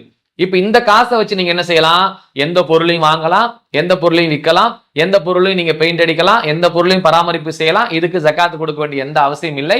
வீட்டை நீங்கள் பராமரித்து கொண்டு போகலாம். இதுல எந்த வகையான சிக்கலோ குழப்பமோ மார்க்க ரீதியான எந்த குற்றமும் உங்களுக்கு வரப்போறதே கிடையாது. அதனால நீங்க அதை ஒரு பெரிய பாவம் செஞ்ச மாதிரிலாம் நீங்க எடுத்துக்காதீங்க. மொத்த ஜக்காத்துல இருந்து கொடுக்கணுமா அல்ல இதுல இருந்து கொடுக்கணுமான்னு கன்ஃபியூஸ் ஆக வேண்டிய அவசியம் இல்லை. ஏன்னா நீங்க மாசம் மாசம் கொடுத்துறீங்க, மாசம் மாசம் கொடுத்து தூய்மையா தான் காசை கையில வச்சிருக்கீங்க. அந்த காசை வச்சு நீங்க வண்டி வாங்கலாம், வீடு கட்டலாம், வீடு பராமரிப்பு செய்யலாம், காய்கறி வாங்கலாம், குடும்பத்துக்குடைய எல்லா தேவைகளையும் நீங்கள் பரிபூர்ணமா பூர்த்தி பண்ணிக்கலாமே தவிர எந்த வகையிலும் மார்க்க ரீதியா நீங்க குற்றமாளியா ஆக போறதில்லை இன்ஷா அல்லாஹ். அதனால கவலைப்படாம நீங்க செய்யுங்க. ஜக்காத்து கொடுத்ததுக்கு போக இருக்க பணத்துல எல்லா செலவும் செய்யுங்க இன்ஷா அல்லாஹ். அடுத்து ஒரு சகோதரி கேட்கிறாங்க, அஸ்ஸலாமு அலைக்கும் வரஹ்மத்துல்லாஹ். வலைக்கும் ஸலாம் வரஹ்மத்துல்லாஹ். ரஹமத்துல்லா, அவங்க பேரும் ரஹமத்துல்லா, கும்பகோணத்துல இருந்து கேட்கிறாங்க, இஷ்ராக் என்ற தொழுகை எப்பொழுது தொழ வேண்டும், எத்தனை ரக்காயத்து, இதற்கு ஆதாரம் உள்ளதா அப்படின்னு கேட்கிறாங்க. இஷ்ராக் அப்படின்ற இந்த வார்த்தை பொறுத்தளவுக்கு நேரடியா நம்ம ஹதீசுகள்ல பார்க்க முடியல. ஆனா இந்த வார்த்தையினுடைய அர்த்தத்தை பார்க்கும் பொழுது பகலின் முற்பகலுடைய தொழுகையை தான் இந்த லுஹா அப்படின்னு சொல்றோம்ல, லுஹா தொழுகையை தான் ரசூலுல்லாஹி ஸல்லல்லாஹு அலைஹி வஸல்லம் நம்ம வழிகாட்டிருக்காங்க. இந்த லுஹா தொழுகையை தான் இஷ்ராக் அப்படின்னு சொல்றாங்க. ஏறக்குறைய இதுக்கு அதுக்கும் அர்த்தம் பார்த்தோம்னா ஒரே இந்த பகலுடைய முற்பகுதியில தொழுகிற, சூரியன் உதயமானதிலிருந்து சூரியன் உச்சிக்கு போவதுக்கு முன்னாடி வரைக்கும் தொழுகிற தொழுகைக்கு பேர் தான் லுஹா தொழுகை அப்படின்னு சொல்லு. லுஹர் தொழுகைன்னு கூட சொல்றாங்க பாருங்க. அதுக்கு முன்னாடி உள்ளதான் என்னது, லுஹா தொழுகை அப்படின்னு நபி ஸல்லல்லாஹு அலைஹி வஸல்லம் சொல்லியிருக்காங்க. இந்த தொழுகைக்கு ஆதாரம் இருக்கா அப்படின்னா ஆதாரம் இருக்கு. எத்தனை ரக்காயத்து வரைக்கும் தொழுதுருக்காங்க, 8 ரக்காயத்து வரைக்கும் தொழுவதற்கான ஆதாரங்கள் உண்டு. உங்களால் இயன்ற அளவுக்கு நீங்க தொழுதுக்கலாம். 2 தொழுகலாம், 4 தொழுகலாம், 6 தொழுகலாம், 8 தொழுகலாம். 8 ரக்காயத்து வரைக்கும் என்ன செய்யலாம், நீங்கள் அதிகபட்சமாக தொழுது கொள்ளலாம் அப்படின்னு மார்க்கத்துல ஹதீசுகள்ல நமக்கு ஆதாரம் இருக்கிறதுனால இந்த அடிப்படையில உங்களால எப்படி முடியுமோ 8மே தொழ முடிஞ்சா 8 தொழுவுங்க. இல்ல என்னால டைம் இல்ல, வேலைக்கு போறேன், அப்படி போறேன், இப்படி போறேன், அதனால எனக்கு கிடைச்சது 2 4 தொழுதுகள் அப்படின்னா அப்படி நீங்கள் 2 4 தொழுதாலும் மார்க்கத்தில் குற்றம் இல்லை. தாராளமாக இந்த நேரங்கள்ல இந்த தொழுகை நீங்க தொழுதுக்கலாம். இதுதான் இதுக்கான ஆதாரம். அடுத்து இன்னொரு சகோதரர் கேட்கிறாங்க, மேலப்பாளையத்துல இருந்து பெயர் பாதுஷா அப்படின்றவங்க கேட்கிறாங்க, யூடியூப் நடத்தலாமா, நான் ஆட்டோக்காரன், அது சம்பந்தமான சேனல் நடத்தலாமா, அது மார்க் அடிப்படை விளக்கம் தரவும். இந்த யூடியூப் சேனல் நடத்துற பொறுத்த அளவுக்கு நிறைய விமர்சனங்கள், நிறைய கேள்விகள் வந்துகிட்டு தான் இருக்குது. ஏன் அப்படி கேள்வி வருது அப்படின்னா, யூடியூப் சேனல் நடத்துறவங்க ஒரு குறிப்பிட்ட சப்ஸ்கிரைபரை, அதோடைய லைக்கர்ஸ்களை, ஃபாலோவர்ஸ் எல்லாம் அதிகரிக்க யூடியூப் சேனல் வழியாக அவங்க நிறுவனம் இருக்காங்கல்ல, அவங்க மூலியமா பொருளாதாரம் நமக்கு கிரெடிட் ஆகும், நமக்கு கிடைக்கும். அப்ப அந்த மாதிரி நேரங்கள்ல விளம்பரங்கள்ல மார்க்கத்துக்கு முரணான ஒரு ஆறுகுறை ஆடையோட பெண்களுடைய விளம்பரங்களோ அல்லது மார்க்கத்துல ஹராமாக்கப்பட்ட பொருளுடைய விளம்பரங்களோ ஏதாவது அதுல சேர்ந்து வர்றதுக்கான வாய்ப்பு உண்டு. அதனால இது நடத்தலாமா நடத்தக்கூடாதான்னு கேட்கறாங்க. அந்த மாதிரியான விளம்பரங்கள் உங்களுடைய பேஜ்ல வராத அளவுக்கு உங்களால பராமரிக்க முடியும் அப்படின்னா நீங்க தாராளமா செய்யுங்க. ஏன்னா ஒரு தவறான பாதைக்கு, நல்லது செய்ய போறோம் அப்படின்ட்டு தவறான பாதைக்கு நம்ம விளம்பரம் கொடுக்கறவங்களும் ஆயிடக்கூடாது.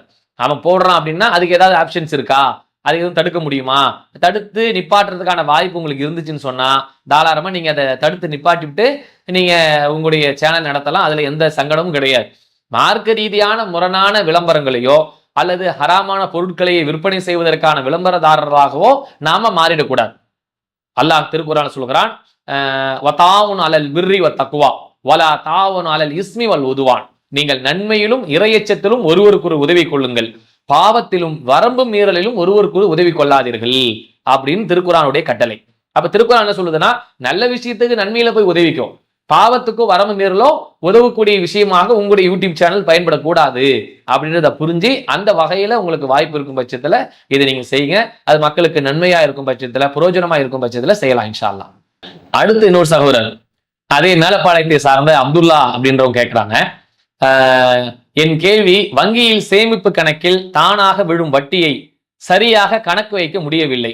வட்டியை செலவு செய்ய வேண்டும் என்ற நோக்கம் இல்லை என்றாலும் கவனக்குறைவாக சில நேரங்களில் அதை செலவு செய்து விடுகிறேன். இது மார்க் அடிப்படையில் குற்றமாகுமா அப்படின்னு கேட்கிறாங்க. ஏன்னா நம்ம இந்த சேவிங்ஸ் அக்கௌண்ட்னு சொல்றோம்ல, எஸ்பி அக்கௌண்ட் சொல்லுவாங்க. இந்த அக்கௌண்ட்டை நீங்க ஓபன் பண்ணீங்கன்னா அதுல நம்ம ஒரு பொருளாதாரத்தை வச்சிருந்தோம்னா அதுக்கு தகுந்த மாதிரி இத்தனை பெர்சன்டேஜ்னு வட்டி போடுவான் பேங்க்ல. அது கரண்ட் அக்கௌண்டா இருந்தா வட்டி வராது, நம்ம போட்ட பணம் அப்படியே கிடக்கும். எல்லாரும் கரண்ட் அக்கௌண்ட் ஓபன் பண்றதுக்கான வாய்ப்பு கம்மி. பிசினஸ் பண்றவங்க கொடுப்பாங்க, சில தனிநபர்களுக்கு தரமாட்டாங்க. நீங்க அந்த வட்டி சேர்ந்து வருகிற எஸ்பி அக்கௌண்ட்ல சில பேங்க்ல என்ன செய்யறாங்கன்னா, நீங்க எங்களுக்கு வட்டி வேண்டாம்னு எழுதி கொடுத்தீங்கன்னா அக்செப்ட் பண்ணிக்கிறாங்க, அதை ஏத்துக்கிறாங்க. அந்த மாதிரி வாய்ப்பு இருந்து நீங்க கடிதம் கொடுத்து ஏத்துக்கிட்டாங்கன்னா ஓகே.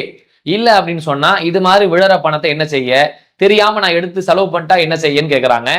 அதை நீங்கள் கணக்கு வச்சுதான் ஆகணும். முடிந்த அளவுக்கு கவனக்குறைவு இல்லாத அளவுக்கு கவனமா கணக்கு வைங்க. அதுல மீறி ஏதோ ஒரு சந்தர்ப்ப சூழ்நிலையில கவனம் இல்லாம நீங்க எடுத்து செலவு செஞ்சிட்டீங்கன்னா அல்லாஹ் ரப்புல் ஆலமீன் இடத்துல மன்னிப்பு கேட்டால் இறைவன் மன்னிக்க தயாராக இருக்கிறான் எல்லா விஷயத்திலும். சரி, இப்ப நம்ம தொழுகிறோம், தொழுகையில 4 ரக்காத் தொழுகையில 3 ரக்காத் தொழுதுட்டிய, இப்ப தப்பு பண்ணிட்டோம். இப்ப நம்ம என்ன செய்வோம், உடனே பரிகாரம், மீண்டும் போங்க, 1 ரக்காயத்தை தொழுவுங்க, சலாம் கொடுங்க, சஜிதா செய்யுங்க, மீண்டும் சலாம் கொடுங்க. அப்ப இதுக்கு பரிகாரம் செஞ்சிட்டோம்னா அல்லாஹ் அந்த தொழுகையை பரிபூர்ணப்படுத்தி விடுகிறான். நோன்பு வச்சிருக்கிறீங்க, நோன்பு நேரங்கள்ல சாப்பிடக்கூடாது, உண்ணக்கூடாது, குடிக்கக்கூடாதுன்னு நமக்கு எல்லாம் தெரியும். நீங்க நோன்பு வச்சிருக்க நேரத்துல மறதியா சாப்பிட்டிய, மறதியா தண்ணி குடிச்சிட்டிய. இப்ப என்ன பரிகாரம், நபி ஸல்லல்லாஹு அலைஹி வஸல்லம் சொன்னாங்க, நீங்க அப்படியே கண்டினியூ பண்ணுங்க. அல்லாஹ் உங்களுக்கு ரிஸ்க் அளிச்சிருக்கிறான், அல்லாஹ் மன்னிக்க கூடியவன். மறதியா தானே செஞ்சீங்க, நீங்க வேணும் திட்டமிட்டு செய்யல, மறதியா செஞ்சதுக்கு என்ன பரிகாரம், அதை அல்லாஹ்ட்ட மன்னிப்பு கேட்டு அப்படியே கண்டினியூ பண்ணி போயிட்டே இருங்க. அவ்வளவுதான், அல்லாஹ் உங்க நோன்பை ஏற்றுக்கொள்ளக்கூடியவன். அப்ப நம்ம தவறுதலாக கவனக்குறைவாக செய்த தப்புக்கு பரிகாரம் என்பது பாவ மன்னிப்பு தான். அல்லாஹ்விடத்துல மன்னிப்பு கேட்போம், அல்லாஹ் மன்னிக்க கூடியவன், மன்னிப்பை ஏற்றுக்கொள்ளக்கூடியவன் அப்படின்னு நபி ஸல்லல்லாஹு அலைஹி வஸல்லம் அவங்க நிறைய விஷயங்களை சொல்லி தந்திருக்கிறாங்க. குர்ஆன் முழுக்க தேடி பார்த்தாலே அல்லாஹ் என்ன சொல்றான்னு சொன்னா அழகான ஒரு வார்த்தை, யா இபாதி அல்லதீன அஸ்ரஃபு அலா அன்ஃபுஸிக்கும் லா தக்னது மிர் ரஹ்மத்தில்லாஹ். தனக்குத்தானே அநீதிழைத்துக் கொண்ட எனது அடியார்களே, அல்லாஹ்வின் அருளை நீங்க நம்பிக்கை இழந்துடாதீங்க. உங்களுக்கு நீங்களே நீங்க தப்பு செஞ்சுட்டா கூட அல்லாஹ் என்ன செய்யுங்க, மன்னிப்பு கேளுங்க. இன்னல்லாஹ யக்ஃபிரு துனூப ஜமியா, அல்லாஹ் அனைத்து பாவங்களையும் மன்னிக்க கூடியவனாக இருக்கிறான். இப்ப அல்லாஹ் நம்முடைய பாவங்களை மன்னிக்க தயாராக இருக்கிறான்.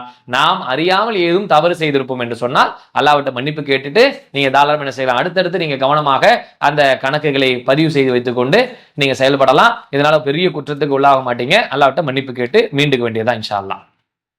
ஃபாத்திமா அப்படின்றவங்க விழுப்புரத்துல கேட்கிறாங்க, எனது கேள்வி, இஸ்லாத்தில் ஒட்டுமுடி வைப்பதற்கு அனுமதி இல்லை.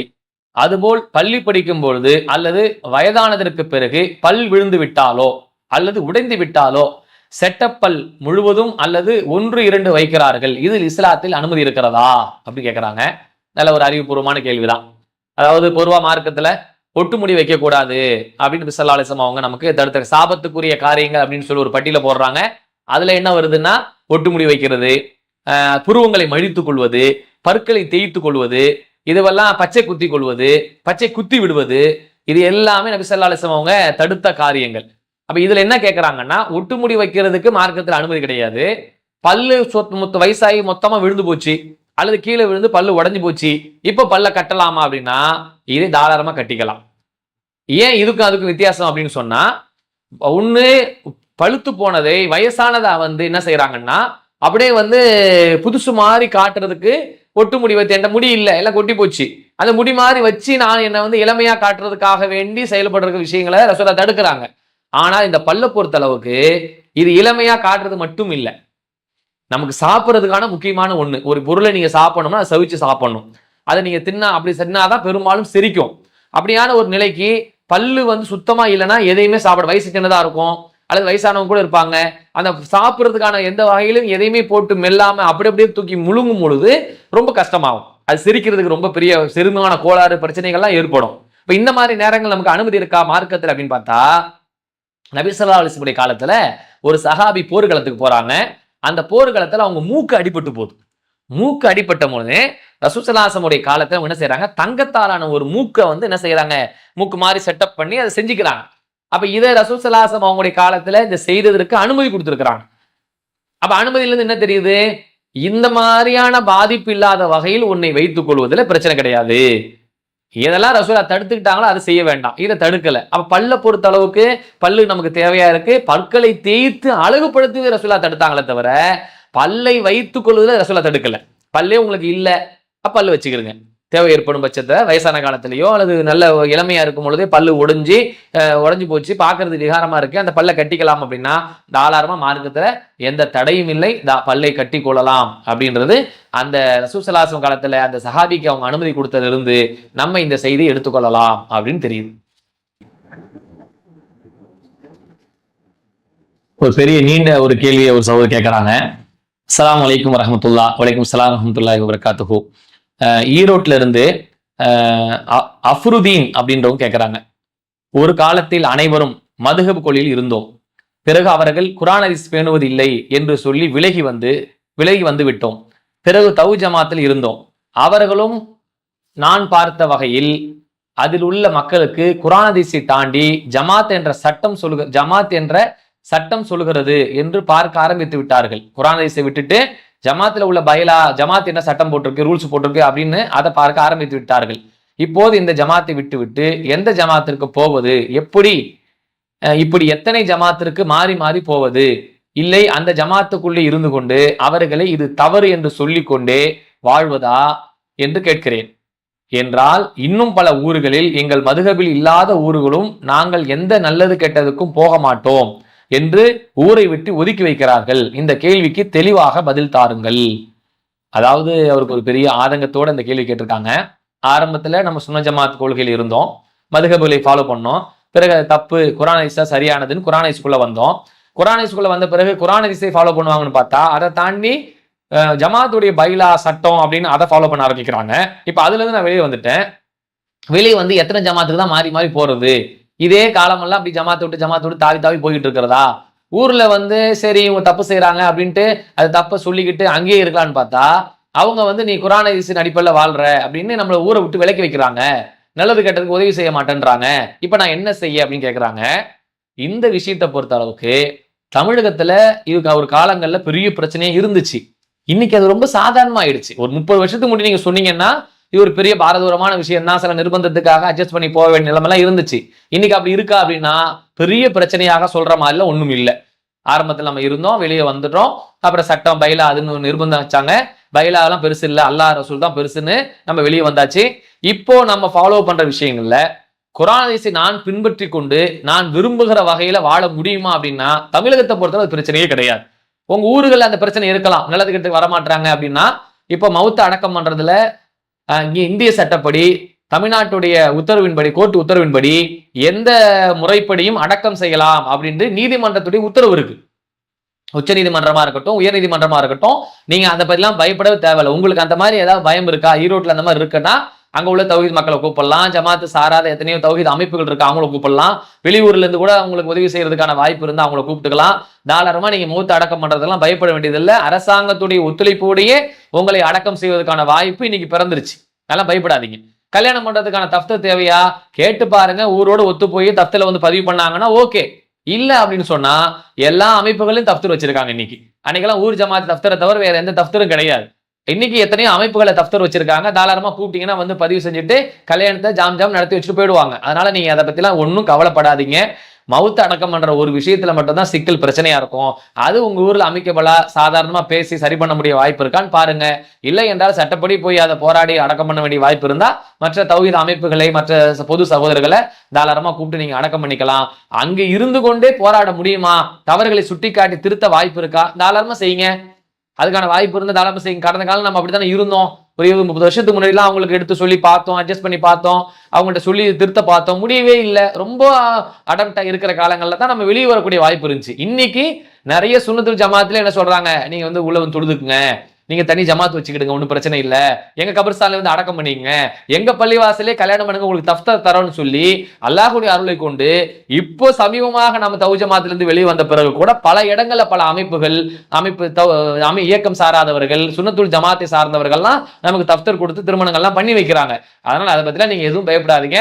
அல்லாஹ் மேல் தவக்கல் வைத்து உறுதியாக இருங்கள். வலா தஹினு வலா தஹ்சனு வ அன்துமுல் ஆலவுன இன் குன்தும் முஃமினீன். வலா தஹினு வலா தஹ்சனு வ அன்துமுல் ஆலவுன இன் குன்தும் முஃமினீன். நீங்கள் கவலையும் படாதீங்க, அச்சமும் படாதீங்க.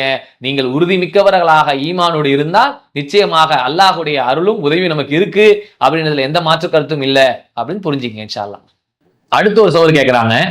யூனுஸ் அப்படின்றவங்க திருப்பத்தூர்ல இருந்து அனுப்பியிருக்கிறாங்க. என்னுடைய கேள்வி என்னவென்றால், போதை தரும் அனைத்தும் ஹராம் என்று ஹராம் தான். சிகரெட், ஹான்ஸ் என்கின்ற போதைப் பொருட்கள் உபயோகித்தால் 40 நாள் தொழுகை ஏற்றுக்கொள்ளப்படாது. போதைப் பொருட்கள் உபயோகிக்கும் இமாம்களின் பின்னால் நின்று தொழலாமா? தொழுதால் நம் தொழுகை ஏற்றுக்கொள்ளப்படுமா அப்படின்னு கேட்கிறாங்க. உண்மையிலே ஒரு வெட்கப்பட வேண்டிய ஒரு கேள்விதான். ஏன் அப்படின்னா அல்லாஹ் ரசூல் ஸல்லல்லாஹு அலைஹி வஸல்லம் சொன்னாங்க, குல்லு மஸ்கிரின் ஹராம், ஒவ்வொரு போதை தருகின்ற ஒவ்வொன்றும் ஹராம் அப்படின்னு ரசூல் ஸல்லல்லாஹு அலைஹி வஸல்லம் சொன்னாங்க. அப்படி போதை தருகிற பொருள் ஒவ்வொன்றும் ஹராம்னு ரசூலுல்லாஹ் சொன்ன பிறகு அந்த செயலை ஒருவர் செய்தாருன்னு சொன்னா 40 நாளுடைய தொழுகையை வந்து ஏற்றுக்கொள்ளப்படாது. ஒரு மது அருந்துறாரு, போதைப் பொருள் ஒருத்தர் அருந்துறாருன்னா அவர் செய்த 40 நாள் அமல் வேஸ்டா போயிடும், எதுவுமே ஏற்றுக்கொள்ளப்படாது. இப்படிப்பட்ட நிலையை ரசூல் ஸல்லல்லாஹு அலைஹி வஸல்லம் சொல்ற நேரத்துல ஒரு இமாம் என்ன செய்யறாருன்னா, ஏதோ ஒரு பாக்கு போடுவாரோ ஆன்ஸ் போடுவாரோ ஏதோ தெரியல, அந்த மாதிரி செயல ஏதோ ஈடுபடுறாரு போல. அப்படிப்பட்ட இமாம் பிரி நான் இன்னும் தொழுவலாமா அப்படின்னு கேட்டா, நாம் தொழுவதனால் எந்த குற்றமும் இல்லை, அவர் அமல் தான் வேஸ்டா போக போகுது. ஃபமன் யுஷ்ரிகு பில்லாஹி ஃபகத் ஹர்ரமல்லாஹு அலைஹில் ஜன்னா. ஒருவர் இணை கற்பிக்கிறார் என்று சொன்னால் அவருக்கு அல்லாஹ் சொர்க்கத்தை ஹராமாக்கி விடுவான். யார் இணை கற்பிக்கிறார்களோ இணை கற்பிக்கக்கூடியவருடைய அமலை அல்லாஹ் ஹராமாக்கிடுவான், அது சொர்க்கத்தை ஹராமாக்கிடுவான். ஒருவர் பாவம் செய்கிறார் என்றால் அவருடைய பாவத்துக்கு அவர் மறுமையில போய் பதில் சொல்ல வேண்டிய அவசியம் இருக்கும். அவர் இணை கற்பித்தாருன்னு நம்ம ஃபாலோ பண்ணி தொழ முடியாது. ஏன்னா பள்ளிவாசல்லே ரொம்ப முக்கியமான செயல் எதுன்னா அல்லாவை மட்டும் வணங்குறது தான். அவர் அல்லாஹ்விடத்தில் மற்றவரை வணங்குறாரு, மற்றவங்கள்ட்ட போய் துவா செய்யறாரு அப்படின்னா அந்த இணை கற்பிக்குள்ள வந்துடும். பள்ளிவாசல் நிர்வாக தன்மையில் அல்லாஹ் சொல்றான், அல்லாஹ் மட்டும்தான் வணங்கணும், தொழுகை நிலைநாட்டணும், ஜகாத்து கொடுக்கணும், வமை எகுஷ இல்லல்லா, அல்லாஹ் தவிர யாருக்கும் பயப்படக்கூடாது அப்படின்னா அல்லாஹ் குர்ஆன்ல திருக்குர்ஆன்ல நமக்கு நிறைய அதாவது பள்ளிவாசல் நிர்வகிக்கக்கூடிய கட்டளை பற்றி போடுறான். அப்ப இந்த விஷயத்தை பொறுத்த அளவுக்கு இணை கற்பிச்சாருன்னா அவர் அவாய்ட் பண்ணிடலாம். இது மாதிரியான விஷயங்கள் செய்யறாரு, போதைப் பொருட்கள் அப்படி பல செயலை செய்யறாரு அப்படின்னா அவரை ஃபாலோ பண்ணதுல எந்த பிரச்சனையும் இல்லை. அவர் செய்யற குற்றத்துக்கு அவருடைய அமல் வேஸ்டா போயிடும், உங்களுடைய அமல்ல எந்த பாதிப்பு வராது. தாராளமா நீங்க அவங்கள்ட்ட பின்பற்றலாம், அவர்கிட்ட எடுத்தும் சொல்லுங்க, இது மாதிரி மார்க்கத்து சொல்லப்பட்டிருக்கு, இவ்வளவு பாவமானதா இருக்கு, நம்முடைய அமல் வீணா போனதா இருக்குது, இமாம் நீங்க முன்மாதிரியா இருக்கிறீங்க, எல்லாருக்கும் சொல்ல வேண்டிய இடத்துல இருக்கிறீங்க, அப்ப நீங்களே இந்த மாதிரியான காரியத்தை செய்யலாமா அப்படின்னு என்ன செய்யுங்க, அவங்களுக்கு எடுத்து நீங்க சொல்ல வேண்டிய கடமையும் நமக்கு இருக்கு. அந்த வகையில சொல்லியும் அவர் திருந்தலைன்னா அவருக்கும் அல்லாஹ்வுக்கு உள்ளது. அடுத்து இன்னொரு சோதர் கேட்கிறாங்க. முகமது ஆஷிக் அப்படின்றவங்க, இந்த ஹதீஸின் விளக்கம் தேவை. பயணியாக இருப்பவர் தொழுகையை சுருக்கி தொழுது கொள்ளலாம் என்ற அவசியம் இல்லை. அதாவது எப்படி கேட்கிறாருன்னா, பயணியாக இருப்பவர் தொழுகையை சுருக்கி தொழ வேண்டும் என்ற அவசியம் இல்லை, விரும்பினால் முழுமையாக தொழலாம். நான் நபி ஸல்லல்லாஹு அலைஹி வஸல்லம் அவர்களுடன் மதீனாவிலிருந்து மக்காவை நோக்கி உம்ரா செய்ய புறப்பட்டேன். நான் மக்காவை அடைந்த போது அல்லாஹ்வின் தூதர் ஸல்லல்லாஹு அலைஹி வஸல்லம் அவர்கள், எனது தாயும் தந்தையும் உங்களுக்கு அர்ப்பணமாகட்டும், நீங்கள் கஸர் செய்கிறீர்கள், நான் முழுமையாக தொழுகிறேன், நீங்க நோன்பு வைக்கல நான் நோன்பு வைக்கிறேன் அப்படின்னு சொல்றாங்க என்று நான் கேட்டபோது, ஆயிஷாவே சரியாக செய்தா என்றார்கள், என்னை குறை காணவில்லை அப்படின்னு சொல்றாங்க. நசீர் 1439 செய்தியா இது பதிவு செய்யப்பட்டிருக்கிறது. அப்ப ஆயிஷா ரலியல்லாஹு அவங்க என்ன செய்யறாங்கன்னா, தொழுகையை வந்து ரசூலுல்லாஹ் சுருக்கி தொழுகிறாங்க, இவங்க சுருக்காம எல்லாத்தையுமே வக்துல அந்த வக்துல முழுமையாக 4 ரக்காயத்து 3 ரக்காயத்து 2 ரக்காயத்துன்றத முழுமையா தொழுகிறாங்க. ஜம்மு கசர் அப்படின்னு சேர்த்து சுருக்கி தொழுவல. கசர்னா அப்படி சுருக்கி தொழுவுறது. 4 ரக்காயத்து இருந்துச்சுன்னா அதை 2 ரக்காயத்தை தொழுவுறது தான் கசர்னுவோம். ஜம்முனா சேர்த்து தொழுவுறது. ஜம்மு கசர் அப்படின்னா சேர்த்து சுருக்கி தொழுதல் அப்படின்றது. ரசூலுல்லாஹ் கசர் செஞ்சிருக்கிறாங்க. ஆனா ஆயிஷா ரலியல்லாஹு அன்ஹா அவங்க வந்து கசர் செய்யல. ரசூலுல்லாஹ் நோன்பு வைக்கல, ஆயிஷா ரலியல்லாஹு அன்ஹா அவங்க நோன்பு வச்சிருக்கிறாங்க. இப்ப ரசூலுல்லாஹ்ட்ட நான் இதை சொல்லும் பொழுது, ஆயிஷாவை நீ சரியா தான் செஞ்ச அப்படின்றாங்க. அப்ப ரசூலுல்லாஹ் என்னை வந்து கண்டிக்கல, என்னை வந்து குறை சொல்லல அப்படின்னு சொன்னா, நம்மளும் இன்னைக்கு ஒரு ஊருக்கு பயணிச்சு போறோன்னு வைங்க, அங்கிட்டு போய் உங்களுக்கு முழுமையா தொழுகிற வாய்ப்பு கிடைச்சா தாராளமா ஜமாத்தில் கலந்து முழுமையா தொழுவுங்க. இது ஒரு ஆப்ஷன் நமக்கு தரப்பட்டிருக்க ஒரு சலுகை. வாய்ப்பு இருந்தா முழுமையா தொழுவுங்க, ஏதாவது வேலை இருந்தா சுருக்கி தொழுவுங்க. 2 வக்த சேர்த்தும் சொல்லுவலாம். ஒரு வக்துல நம்ம 4 ரக்காத்து 2 ரக்காத்தாவும் தொழுவலாம். 2 வகையும் நமக்கு அனுமதி இருக்கிறதுனால இந்த வகையை நம்ம செய்து கொள்வதில் மார்க்கத்துல எந்த குற்றம் இல்லை. இதுக்கு நீங்களே இந்த ஹதீஸ் ஆதாரமா எங்களுக்கு அனுப்பி வச்சிருக்கிறீங்க. அல்ஹம்துலில்லாஹ். தாராளமா நீங்க இதை சுருக்கி தொழுவலாம், தேவைப்பட்டால் முழுமையாவும் தொழுகலாம். அடுத்த ஒரு சகோதரர் கேட்கிறாங்க, அப்துல் ரசாக் அப்படின்னு போட்டிருக்காங்க, ஊர் போறல. எனது பெயர் அப்துல் ரசாக், உணவு அளிப்பவனின் அடிமை. ரஸாக்னா ரிஸ்க் அளிப்பவன். ரிஸ்க்னா எல்லாமே, உணவு மட்டுமல்ல, உலகத்தில் உள்ள எல்லா வாழ்வாதாரத்தையும் ரிஸ்க்ல தான் குறிக்கும். உணவு அளிப்பவன் அடிமை என்று பெயர் வைத்துவிட்டு வெறுமன ரஸாக் என்று கூப்பிடுறாங்க. மார்க்கம் படித்த பிறகும் உபதேசம் செய்வர்கள் கூட இவ்வாறு செய்கிறார்கள். இது எப்படி எடுத்துக்கொள்வது? யாரை குறிப்பிட்டு சொல்லவில்லை, இதற்கு தெளிவு தரவும் அப்படின்னு கேட்கிறாங்க. ரஸாக் அப்படின்ற வார்த்தை என்பது உண்மையிலே அது ரிஸ்க் அளிக்கக்கூடியவன். அந்த ரிஸ்க்ன்றது அல்லாஹ்வை தவிர யாரும் அளிக்க முடியாது. சில பேர்கள்ல வேணா உதவி செய்வன் அப்படின்னு இருக்குன்னு வைங்களேன். நானும் உதவி செய்யலாம், அல்லாஹ் உதவி செய்யலாம். உதவியில வித்தியாசம் இருக்கலாம். நான் செய்யறது இங்கிருந்து இங்கிட்டு எடுத்து கொடுக்கலாம். ஆனா அல்லாஹ் மறைமுகமாக எல்லா உதவியும் அவனுக்கு செய்யக்கூடிய ஆற்றல் உடையவன். நோயிலிருந்து காப்பாத்த, பொருளாதாரத்தை கொடுக்க, கடல்ல இருந்து காப்பாத்த, உலகத்தில் உள்ள நோயிலிருந்து எல்லா விஷயத்துக்கும் உதவி செய்யக்கூடியவன் அல்லாஹ் ரப்புல் ஆலமீன். அப்ப உதவி செய்வன் அப்படின்றத கூட ஷார்ட்டா சொல்லிட்டா 2 அர்த்தம் இருக்குன்னு சொல்லிட்டு போயிடலாம். சில அர்த்தங்கள் அல்லாஹ்வுடைய பேரோட சேர்த்து தான் கூப்பிடணும். அப்துல் ரஸாக், ரஸாக்னா ரிஸ்க் அளிக்கக்கூடிய அந்த பேர் முழுமையா கூப்பிடுறது தான் பெஸ்ட். ஓகேங்களா? இது மாதிரி அர்த்தம் அல்லாஹுடைய உதவியை தவிர, அல்லாஹுக்கு மட்டுமே பொருந்துற சொல்லை தவிர யாருக்கும் பொருந்தாத சொல்லு இருக்கும் பட்சத்துல அந்த பெயரை தனிப்பட்ட முறையில கூப்பிடக்கூடாது. அந்த பெயரை அப்தோட சேர்த்து தான். இன்னாருடைய இதன் மூலியமாக அடிமை, உணவளிப்பவனுடைய அடிமை அப்துல்லா, அல்லாஹுவின் அடிமை அப்துல் ரஹீம். ரஹீம்னா என்னது? நமக்கு அன்பாளன். அப்ப அன்புக்குரியவனாக இருக்கிறா. அன்புன்றது உலகத்துல கூட அன்புன்னு பேர் வைப்பாங்க. அந்த அன்பு கூட பிரச்சனை இல்லை. எல்லாருக்கும் அன்பு இருக்கு. நம்மகிட்ட உள்ள அன்பு குறைவா இருக்கும். அல்லாஹ்விட்ட தாராளமான அளவற்ற அருளான அன்பாளன் அவன் இருக்கிறான். அந்த வகையில சில பேர்கள் அப்துல் ரஸீக், அப்துல் ரஸாக், அப்துல் ரஹீம், அப்துல் ஜப்பாரு, அப்துல் ரஹ்மான் இப்படிலாம் பேர் வைப்பாங்க. அப்ப இந்த மாதிரியான பேர்கள் எல்லாமே எது அல்லாஹ்வுக்கு மட்டுமே பொருந்தக்கூடிய ஷிஃபத்தாக இருக்கிறதோ அதை அப்து இல்லாமல் கூப்பிடுவது சிறப்புக்குரியது அல்ல. அப்து சேர்த்து தான் கூப்பிடணும். உங்க பேர்லயும் சிறப்புக்குரியது அப்படின்னா அப்துல் ரஸாக் அப்படின்னு கூப்பிடுறது தான் சிறப்புக்குரியது. இதை படித்தவர்களும் செய்யறாங்க, படிக்காதவும் செய்யறாங்க.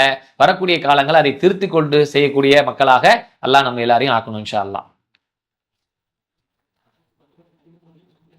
அடுத்து ஒரு சவுர் கேட்கிறாங்க, லப்பக்குடி காட்டுல இருந்து பெயர் கலிஃபா அப்படின்றவங்க சொல்றாங்க, கேட்கிறாங்க, என்னுடைய கேள்வி, மகர் மற்றும் வலிமா இருந்தால்தான் இந்த திருமணம் எளிமையாக செய்துவிட்டு சிறிது காலம் கழித்து உள்ள நம்முடைய உறவினர்களுக்கோ நண்பர்களுக்கோ விருந்து கொடுக்கலாமா? மகர் மற்றும் வலிமா இருந்தால்தான் திருமணம். இந்த திருமணம் எளிமையாக செய்துவிட்டு சிறிது காலம் கழித்து நம்முடைய உறவினருக்கோ நண்பர்களுக்கோ விருந்து கொடுக்கலாமா அப்படின்னு கேட்கிறாங்க. வலிமா இருந்தாதான் திருமணம் அப்படின்ற எந்த சட்டம் மார்க்கத்துல கிடையாது. மகர் இருந்தாதான் திருமணம் அப்படின்றது சட்டம் உண்டு. மகர் என்பது முக்கியமானது. ஆணுக்கும் பெண்ணுக்கும் விருப்பம் இருக்கணும். அந்த ஆண் பெண்ணுக்கு மகர் தொகையை, மனக்கொடையை கட்டாயமா கொடுக்கணும். அதுக்கு 2 சாட்சிகள் இருக்கணும். அந்த பெண்ணுக்கான பொறுப்பாளி வழி இருக்க வேண்டும். இது 4ம் கம்பல்சரி. இதுதான் திருமணத்துக்கான சட்டம். இது இல்லாத விருந்து என்பது கம்பல்சரியான்னு கேட்டா கம்பல்சரி கிடையாது, கட்டாயம்லாம் இல்லை. அவங்களா விருப்பப்பட்டு சக்தி இருந்தா கொடுக்கலாம். திருமணம் நாம் இன்னைக்கு பண்ணிட்டோம், வசதி ஒரு வாரம் கழிச்சு வருது, ஒரு 10 நாள் கழிச்சு வருது, ஒரு மாசம் கழிச்சு வருது, தாராளமா அந்த திருமணத்துடைய சந்தோஷத்தை வெளிப்படுத்துறதுக்காக வேண்டி விருந்து கொடுக்கலாம் அப்படின்னா தாராளமா கொடுக்கலாம். அதுல மார்க்கத்துல தடை இல்லை. ஆனால் கட்டாயம் கிடையாது. எப்படி கொடுக்கலாம் அப்படின்ற ஆதாரம்னா, நபி ஸல்லல்லாஹு அலைஹி வஸல்லம் காலத்துல அப்துல் ரஹ்மான் பின் அவுஃப் ரலியல்லாஹு அவங்க திருமணம் முடிச்சுட்டாங்க. முதல் நாள் ரசூலுல்லாஹுக்கும் தெரியாது. மறுநாள் காலையில் என்ன செய்யறாங்க, பள்ளிவாசலுக்கு வராங்க. ரசூலுல்லாஹை சந்திக்கிறதுக்கோ பள்ளிவாசல் தொழுவோ வராங்க. அப்ப ரசூல் ஸல்லல்லாஹு அலைஹி வஸல்லம் பார்த்து கேட்கறாங்க, என்னப்பா ரொம்ப கமகமன்னு மணக்கிற, வாசனையா இருக்கிற, என்ன செய்தி அப்படின்னு சொல்லி கேட்கும்போது, யார் ரசூலுல்லாஹ், நேத்து எனக்கு கல்யாணம் ஆயிடுச்சு. ரசூலுல்லாஹையும் கூப்பிடல, ரசூலுல்லாஹுக்கும் தெரியாது, கல்யாணம் நேத்து முடிஞ்சு போச்சு. அப்பதான் ரசூலுல்லாஹ் சொன்னாங்க, நீங்க ஒரு ஆட்டையேனும் அடிச்சு விருந்து கொடுங்க. ஒரு ஆட்டையேனும், அவங்களுக்கு உள்ள சக்தி ரசூலுல்லாஹுக்கு தெரிஞ்சிருக்கு. ஒரு ஆட்டையாவது அடிச்சு நீ விருந்து கொடுப்பா அப்படின்றாங்க. ஒரு ஆட்டை கொடுக்குற அளவுக்கு ஒரு சக்தி இருக்கும் போல. ஒரு ஆட்டாவது கூட, 5 ஆட்டு கொடுத்தாலும் தப்பு இல்லை, ஒரு ஆட்டாவது நீ அடிச்சு விருந்து கொடுன்ட்டாங்க. அப்ப முத நாள் கல்யாணம் ஆகி மறுநாள் அவங்களுக்கு செய்தி கிடைச்ச பிறகு விருந்து கொடுங்க அப்படின்ற ரசூல் ஸல்லல்லாஹு அலைஹி வஸல்லம் அவங்களுக்கு வழிகாட்டி இருக்கிறத நம்ம பார்க்கிறோம். அந்த வகையில நமக்கு சக்தி இருக்கும் பட்சத்துல, நமக்கு அதுக்கான வாய்ப்பு இருக்கும் பட்சத்துல, இன்னைக்கு இல்ல நாளைக்கு ஒரு வாரம் கழிச்சோ 10 நாள் கழிச்சோ காசு வருது, சக்தி வருதுன்னா அந்த சந்தோஷத்தை பகிர்ந்து கொள்வதற்காக தாராளமா நம்ம விருந்து கொடுக்கலாம். அதிலே மார்க்கத்துல எந்த தடையும் இல்லை. அடுத்து ஒரு சகோதரர் கேட்கிறாங்க, அஸ்ஸலாமு அலைக்கும் வரஹ்மத்துல்லாஹி வபரகாத்துஹு. வலைக்கும் ஸலாம் வரஹ்மத்துல்லாஹி வபரகாத்துஹு. பேர் போடல, என் பையனுக்கு இஸ்லாமிய மார்க்க கல்வி வேண்டும் என்று சொல்லி இஸ்லாமிய மார்க்க கல்வி இல்லாத பள்ளியில் இருந்து சுன்னத்துல் ஜமாத் மார்க்க கல்வி உள்ள பள்ளியில் சேர்த்து படிக்க வைக்கிறேன். ஆனால் அங்கு தொழுகையில் ஆரம்ப துவா அல்லாஹும்ம பாயித் பைனிக்கு பதிலாக வேறு துவாவும் அத்தையாத்தில் விரல் அசைக்க கூடாது என்று சொல்லி தருகிறார்கள். என் பையன் சொல்லுகிறான், எங்கள் ஊரில் சுன்னத் ஜமாத் பள்ளிவாசல் தான் இருக்கிறது, வேற எந்த பள்ளியும் இல்லை.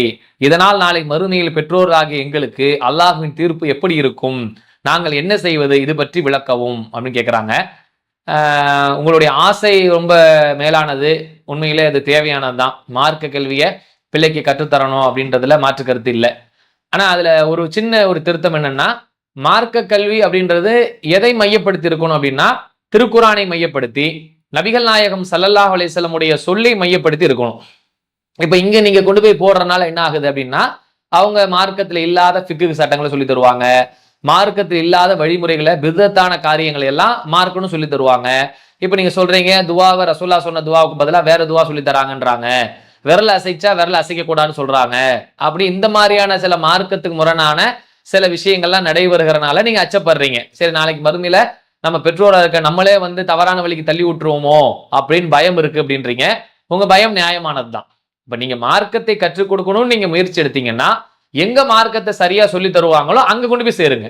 இப்ப குரானை சரிபடல மார்க்கத்தை சொல்லி தருகிற மதரசாக்கள் வேற வேற இடங்கள்ல இருக்கா அப்படின்னு பார்த்தா இருக்கு. அங்க கொண்டு போய் நீங்க அந்த மதரசாவில சேர்த்து அவங்களே பள்ளிக்கு படிக்க வைக்கிறதுக்கான வாய்ப்பு இருக்கு. உங்க ஊர்ல அந்த மாதிரியான மதரசா இல்லை அப்படின்னு சொன்னா, அந்த மதரசாக்கள்ல வாய்ப்பு இருக்க இல்லாத பட்சத்துல உங்களுக்கு எந்த அளவுக்கு மார்க்கம் தரும் அதை நீங்க சொல்லித்தாங்க. இன்னைக்கு இதுக்கெல்லாம் ரொம்ப ஆப்ஷன் ரொம்ப லேசா வந்துருச்சு. ஆன்லைன்லயே நிறைய திருக்குரானை படிக்கிற வாய்ப்பு வந்துருச்சு. ஆப்புகளை இறக்கி வச்சு மனனம் செஞ்சு அதிலே நம்ம டெஸ்ட் எழுதி அதிலே கத்துக்கிட்டு அதிலே ரிப்ளை பண்ணி அதிலே பதில் சொல்ற மாதிரி வாய்ப்பு வந்துருச்சு. அப்ப ஆன்லைன் வழியா படிக்கலாம், ஆப்புகள் வழியா படிக்கலாம். அதே போல தூரமா சென்று போய் அங்க உள்ள மதரசாக்களை சேர்ந்து படிக்கலாம். உங்களுக்கு தெரிஞ்ச அளவுக்குள்ள மார்க் ஹதீஸ்ல இப்ப உங்களுக்கு ஓரளவுக்கு விளக்கமா தெரியுது. அப்ப இதெல்லாம் தப்பு, குர்ஆன் ஹதீஸ் சரியானதுன்ற விஷயத்தை நீங்க விளங்கி இருக்கனாலதான் இதை தப்புன்றத புரியுறீங்க. அப்ப உங்களுக்கு என்ன மார்க் அளவுக்கு அறிவு இருக்கிறதோ அதை நீங்க சொல்லிக் கொடுக்கலாமே தவிர, இது மாதிரியான விஷயங்களை கொண்டு போய் நீங்க சேர்க்கறனால அவர்கள் தவறான விஷயங்களை கற்றுக்கொண்டு அதை நடைமுறைப்படுத்துக்கான வாய்ப்பை நாமே ஏற்படுத்திடக் கூடாது. அந்த தெளிவு இருக்கும் பட்சத்துல இப்ப நீங்க தெளிவா இருக்கிறீங்க. இப்ப நீங்களோ நானோ அந்த மாதிரியான ஒரு மசாலா கொண்டு போய் சேர்த்தா ஓரளவுக்கு அனலைஸ் பண்ணிடுவோம். இது மார்க்கத்துல இருக்கு, குரான்ல இருக்கான்னு செக் பண்ணுவோம், ஹதீஸ் இருக்கான்னு செக் பண்ணுவோம், இது மார்க்கத்து முரணா இருக்கா சரியா இருக்கான்னு ஒரு அளவுக்கு அனலைஸ் பண்ணி நம்மளால விளங்கி கொள்ள முடியும். சின்ன பிள்ளை விளங்குறதுக்கு வாய்ப்பு கம்மி, அவங்களுடைய அறிவு ரொம்ப குறைவானது. அதனால அவங்கள தப்பான வழிக்கு தள்ளுறதுக்கான வாய்ப்பு இல்லாத வகையில எதைவெல்லாம் செய்ய முடியுமோ இன்ஷா அல்லாஹ் அதுக்கான முயற்சி எடுத்தீங்கன்னா அவனுக்கு நல்ல ஒரு மார்க்க கல்வியை கற்றுக் கொடுத்த பெற்றோர்களாக இன்ஷா அல்லாஹ் நம்ம மாறலாம். அன்புக்குரிய சகோதர சகோதரிகளே, இன்னும் ஏராளமான கேள்விகள் அனுப்பி வைக்கப்பட்டிருக்குது. இன்ஷா அல்லாஹ் வரக்கூடிய காலங்களில் அதற்கான பதில்களை அறிந்து கொள்வோம் என்று கூறி நிறைவு செய்கிறோம். இதற்காக உழைக்கிற பாடுபடுகிற அனைத்து மக்களுக்காகவும் அல்லாஹ்விடத்திலே துஆ செய்யுமாறு அன்போடு கேட்டுக்கொள்கிறோம். ஜஸாக்கல்லாஹ் கைரா.